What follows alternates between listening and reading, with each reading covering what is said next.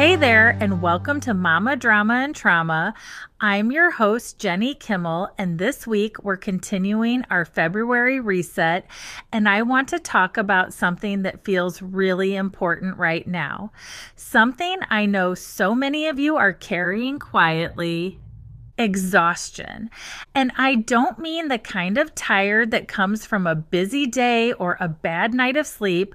I mean the kind of exhaustion that settles in deeper than that. The kind that lingers, the kind that doesn't go away just because you finally get a moment to sit down. This is for the moms who are doing everything they're supposed to be doing. You're showing up, you're handling your responsibilities, you're taking care of your kids, you're getting through the days, and yet you feel worn down in a way that rest alone doesn't seem to fix.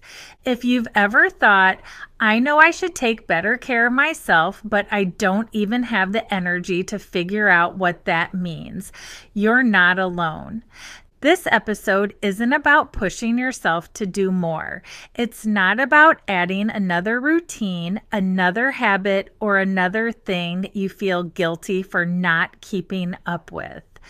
This is about slowing down the conversation around self-love and making it realistic for seasons when you are genuinely exhausted. Not lazy, not unmotivated, exhausted. And there's a difference. When exhaustion becomes your baseline. For a lot of moms, exhaustion doesn't arrive all at once. It builds quietly over time. It shows up in small ways at first. You feel a little more drained at the end of the day. You're a little less patient than you used to be. You start going to bed earlier, but you don't wake up feeling any better. And maybe at first you explain it away. You tell yourself it's just a phase, that you're in a busy season, that once things settle down, you'll feel more like yourself again. But the days keep moving. Life keeps asking. And slowly, without realizing it, you start adjusting your expectations of yourself downward. Not because you want to, but because you have to. And then one day, you realize that this level of tired has become your normal. You're still functioning. You're still doing what needs to be done. From the outside, it probably looks like you're managing just fine. But inside, everything feels heavier, slower, harder. You're not falling apart, but you're not fully present either. You're moving through the days on autopilot. You're checking boxes. You're making decisions from morning until night. And by the time you finally get a moment to yourself, you don't even know what you need anymore. And that moment, the one where you finally sit down, doesn't feel restful. It feels empty or overwhelming or like you should be doing something else instead. That's because this kind of exhaustion isn't just physical, it's emotional. It's the exhaustion that comes from always being the one who remembers everything, the one who anticipates everyone else's needs, the one who holds the emotional weight of the household. It's being the safe place. The steady one, the one who absorbs stress so everyone else can function. It's decision fatigue. It's mental load. It's being needed all the time, even when no one is asking directly. And what makes this kind of exhaustion so hard to name is that it doesn't come with a clear breaking point. There isn't always a moment where you crash or fall apart. Instead, it shows up as numbness, irritability, brain fog, a shorter fuse, a quieter inner voice that used to speak up for you, but now mostly stays silent.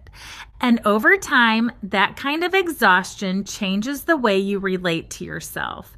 You stop checking in with how you feel. You stop noticing what you need. You tell yourself you'll deal with it later when things slow down, when life gets easier, when you finally have time. But for many of us, that later never really comes. So exhaustion becomes the baseline. You get used to running on empty. You get used to pushing through. You get used to telling yourself that this is just what this season looks like. You lower the bar, not because you don't care, but because caring takes energy you don't have anymore. And because you're still standing, still functioning, still getting things done, you don't always recognize how depleted you actually are. You might even minimize it. You tell yourself other people have it worse. You tell yourself you should be grateful. You tell yourself you're fine even when you don't feel fine. You might even feel guilty for being tired at all. Like exhaustion somehow means you're ungrateful or weak or not managing things well enough. And this is where self-love starts to feel complicated. Because when you're this tired, the idea of self-love can feel unrealistic. It can feel like something reserved for people who have more time, more energy, or fewer responsibilities. It might even feel selfish. You might think, I don't have the luxury to focus on myself right now, or I'll rest when everything else is handled. Or you might tell yourself you just need to push a little longer. Get through this week, this month, this season, and then you'll take care of yourself. But here's something I want you to hear clearly. If exhaustion has become your baseline, it's not because you're failing. It's because you've been strong for a very long time without enough support. And strength without support eventually turns into depletion. And self-love in a season like this doesn't look like fixing yourself. It looks like acknowledging that something needs to change, even if that change is small. Before we talk about what self-love can look like when you're exhausted, we need to understand why so much of the advice out there doesn't actually help in seasons like this. And that's what we're going to talk about next.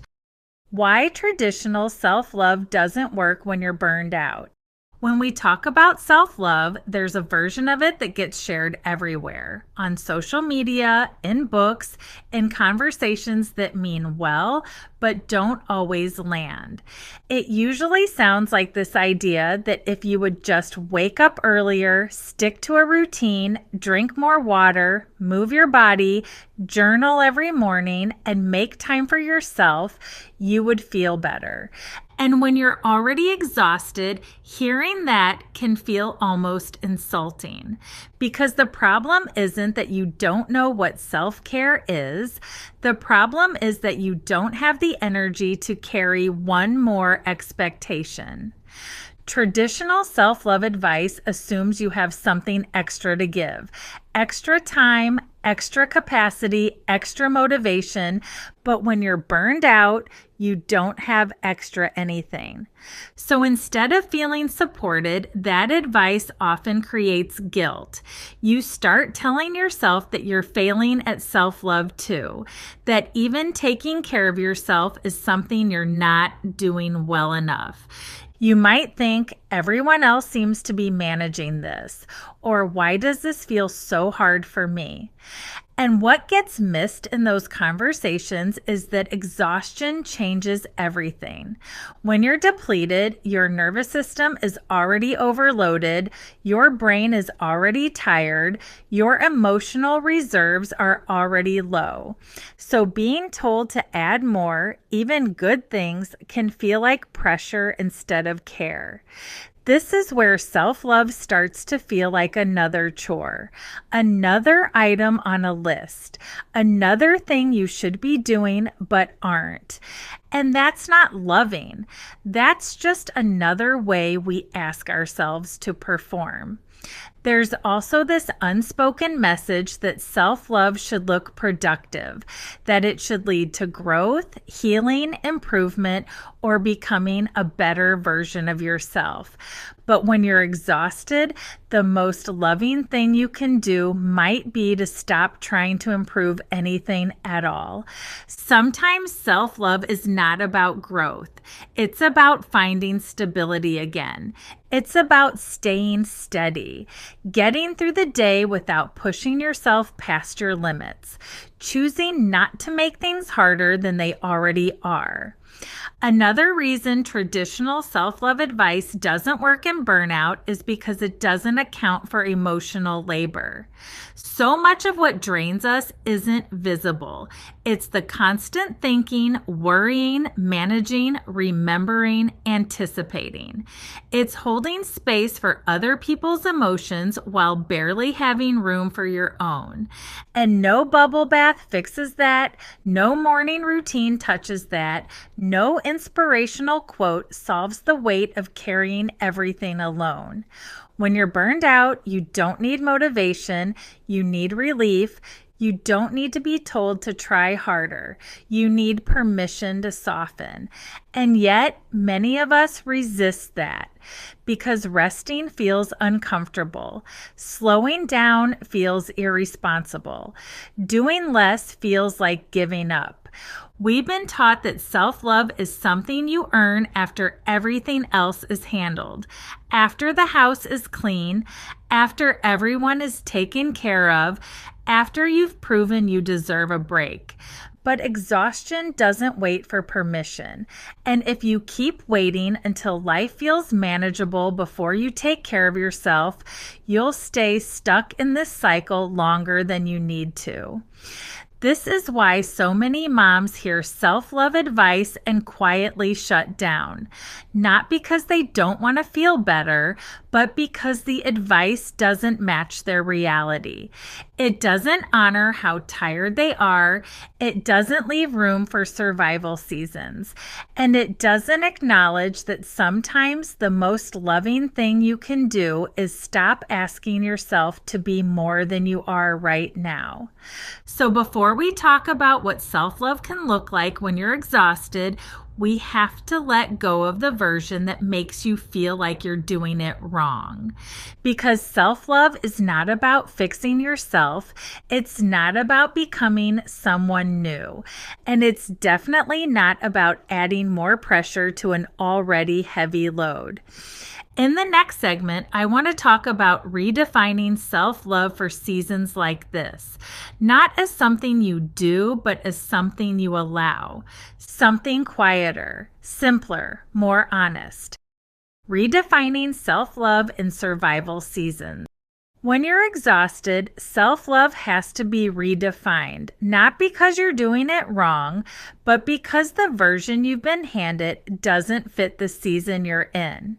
In survival seasons, self-love isn't about becoming better.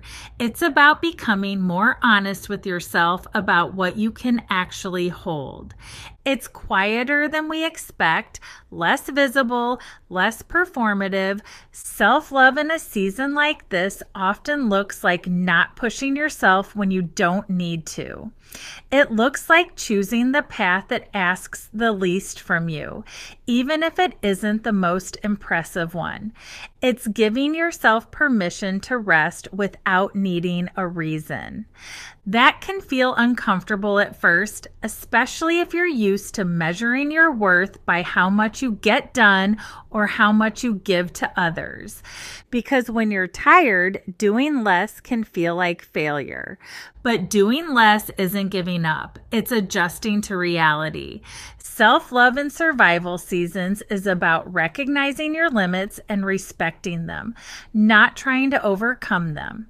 It might look like lowering expectations for yourself, letting things be good enough, leaving things unfinished, saying no more often, or saying nothing at all when you don't have the energy to explain yourself.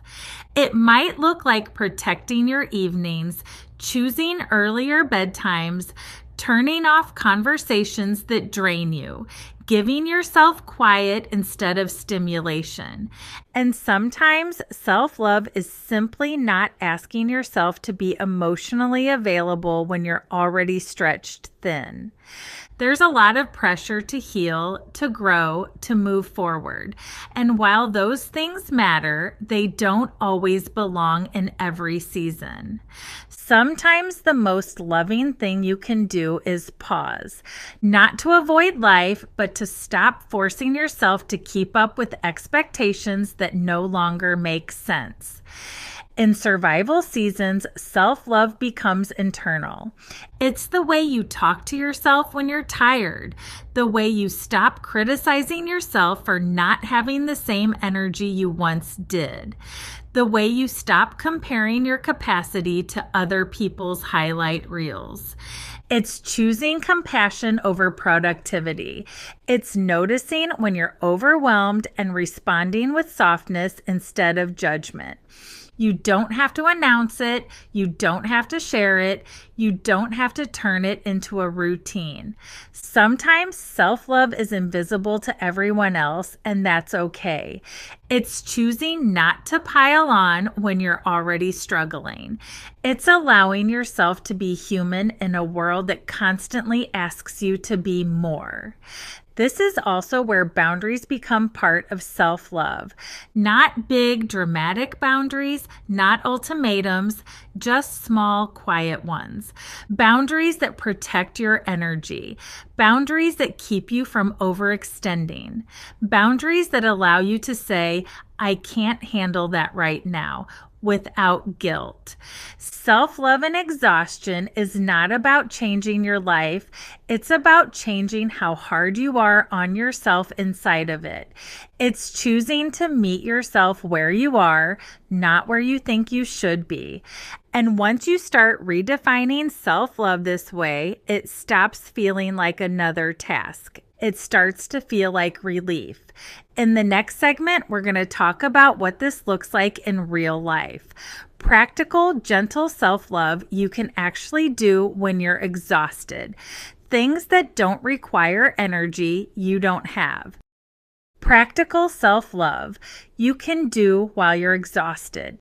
This is the part where I want to make it real, because when you're exhausted, you don't need a long list of things to do. You don't need a new routine. You don't need a plan that looks good on paper but falls apart the minute your day gets hard. You need self-love that works inside real life. Self-love that fits into the cracks of your day. Self-love that doesn't require motivation. Self-love that doesn't require you to become a different person. So when I say practical, I mean practical. Small, simple, gentle. The kind of things you can do even when you're running on fumes. The first one is this: stop treating rest like something you have to earn. So many of us rest with guilt. We rest while mentally making a list. We rest while telling ourselves we should be doing something else. We rest, but we don't actually feel rested because our mind is still working. Self-love might look like giving yourself 5 minutes where you don't try to be productive. 5 minutes where you don't just quickly do one more thing. 5 minutes where you sit down and let your body be heavy without apologizing for it. And I know that sounds almost too simple, but for exhausted moms, that's a practice. That's not nothing. That's rebuilding safety in your own body. Another practical form of self-love is choosing one thing to make easier. Not everything. Just one thing. Maybe it's dinner. Maybe you stop trying to make it a whole production. Maybe it's breakfast. Maybe it's laundry. Maybe it's the way you respond to texts. Self-love can be saying, I'm not making this harder than it needs to be. Because exhaustion isn't always solved by adding self-care. Sometimes it's helped by removing pressure. Another one is letting good enough be enough. This is hard for a lot of us because we care. We want our kids to have what they need. We want to feel like we're doing a good job. We want to keep the house together. We want to show up for work. We want to be reliable. But if you're exhausted, good enough is not a compromise. It's what gets you through. Self-love might look like letting the dishes sit, letting the floor be messy, letting the email wait, letting the laundry pile happen. Not because you don't care, but because you care about the right thing. Your capacity, your health, your ability to stay steady. Another practical way to practice self-love when you're exhausted is learning to pause before you say yes. A lot of exhaustion comes from automatic yeses, automatic responsibility, automatic guilt. Self-love can be as simple as not responding right away. You don't have to explain. You don't have to justify. You don't have to overthink it. You can just pause. You can give yourself space to decide what you can actually handle. You can say, I'll get back to you, or let me think about it, or even, I can't take that on right now. That is self-love. Another one is protecting your mornings or protecting your nights. A lot of us start our day already behind. We wake up and immediately go into problem-solving mode. We check our phones. We jump into everyone else's needs. We start thinking about what we forgot yesterday and what we have to do today. Self-love might look like not doing that for the first few minutes. It might look like sitting up in bed and breathing before you grab your phone. It might look like keeping the lights low in the evening and not trying to cram one more task into the last hour of your night. It might look like choosing calm over catching up. And if your life is chaotic and you can't control much, even a small moment of calm is powerful. Another practical form of self-love is noticing what drains you and giving yourself permission to step back. Sometimes exhaustion isn't only from what we're doing, it's from what we're carrying emotionally. Certain conversations drain you. Certain people drain you. Certain situations drain you. Self-love might look like not engaging. Not because you're cold, not because you don't care, but because you are allowed to protect your peace. You don't have to keep proving you're strong by staying in spaces that exhaust you. Another one is changing the way you talk to yourself when you're tired. When you're exhausted, your inner voice can get harsh. You start telling yourself you're failing, that you're behind, that you're not doing enough, that you're not patient enough, that you're not showing up the way you should. Self-love might look like catching that and softening it. It might look like telling yourself, I'm doing the best I can with what I have today. Or, of course this feels hard, I'm tired. Or, I don't need to punish myself for being human. That doesn't fix everything, but it changes the emotional weight you're carrying, and that matters. Another practical self-love practice is choosing one small comfort on purpose.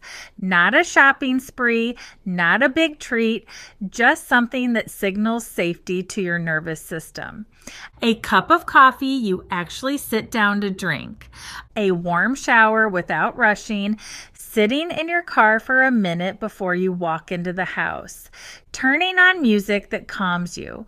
Putting on clothes that feel comfortable, not just functional.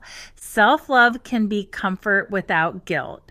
Because when you're exhausted, your nervous system needs softness. Your body needs reminders that it's okay to slow down. Another one is letting yourself receive help, even if it's small. This is hard, especially for moms who are used to being the one who handles things. But self-love might look like letting your kids help, letting someone else pick something up, letting someone else handle a phone call, letting someone else cook, letting the world hold you for a minute. You don't have to carry everything alone to prove you're capable. And I know there are seasons where you truly don't have much help. I know that. I've lived that. But even in those seasons, self-love might look like admitting you need support instead of pretending you're fine. Sometimes it's not about getting the help immediately. It's about telling the truth. And the truth is, exhaustion is heavy. The last thing I want to say in this segment is that the way you take care of yourself does not have to look the same every day. You are not failing if you do these things one day and forget them the next. Self-love is not perfection. It's practice. It's a series of small choices that gently bring you back to yourself without expecting you to do it all at once. And in the next segment, I want to help you take all of this and carry it into the week ahead in a way that feels doable, not as a checklist, just as a gentle reset. A gentle reset for the week ahead. As we come into this last part, I want to slow everything down just a little bit.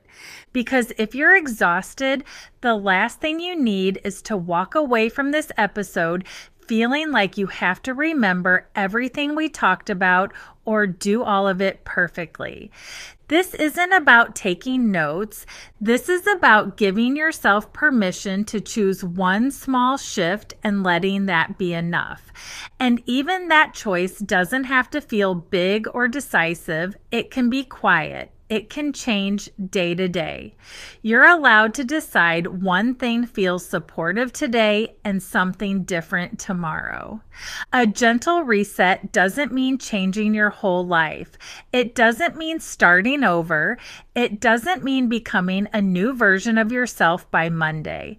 It means pausing long enough to ask yourself what would make this week feel just a little bit softer, not easier. Softer. That distinction matters because easier often comes with pressure. Softer comes with compassion.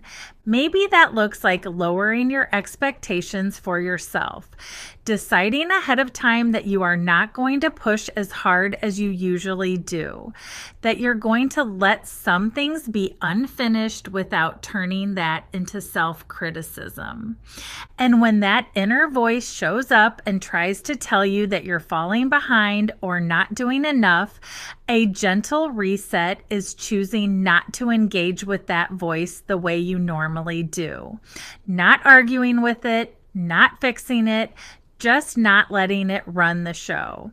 Maybe it means choosing rest without guilt, going to bed earlier, saying no to one thing, letting yourself sit down in the middle of the day instead of waiting until everything is done, and noticing how unfamiliar that might feel at first.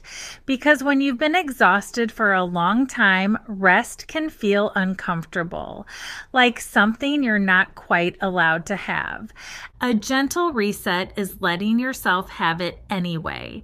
Maybe it means protecting your energy in one small way. Turning off notifications, stepping back from conversations that drain you, giving yourself permission to be less available. Not because you don't care, but because caring constantly has a cost, and you're allowed to notice when that cost is too high. A gentle reset can also be internal. It might look like changing the way you talk to yourself this week, catching yourself when you start spiraling into shoulds and not enoughs, and replacing that with something softer. Something like, I'm tired and that makes sense. Or, I don't have to be at my best to be worthy of care. Or, I can take this one step at a time. These are not affirmations meant to hype you up. They're reminders meant to ground you. Because exhaustion doesn't respond to pressure. It responds to safety. A gentle reset is about creating small moments of safety in your body and your life. Moments where your nervous system can unclench just a little. Moments where you're not bracing for what's next. And I want to say this clearly. If all you do this week is survive, that is not a failure. If all you do this week is show up, feed your kids, get through the days, and make it to the end of the week, that counts. It counts more than you probably give yourself credit for. You don't need to earn rest by being productive. You don't need to prove you deserve care by being strong. You don't need to justify why you're tired. Exhaustion does not mean you are doing something wrong. It means you are human. And if this episode resonated with you, I want you to carry one thing with you. Self-love in seasons like this is not about fixing yourself. It's about staying connected to yourself. It's about not abandoning yourself when things feel hard. It's about choosing kindness over criticism, rest over pressure, and honesty over pretending you're fine. This February reset isn't about becoming better. It's about becoming steadier, about finding your footing again, even if it's slow. So as you move into the rest of this week, I hope you give yourself permission to slow down, to do less, to be gentler with yourself, and to remember that even in exhaustion, you are still worthy of care. If this episode spoke to you, I want you to know you're not alone in this. Exhaustion can feel isolating. It can make you feel like you're the only one struggling to keep up, the only one who feels worn down in a world that keeps moving fast. But there are so many of us here doing our best, caring a lot, and learning how to take care of ourselves in quieter, gentler ways.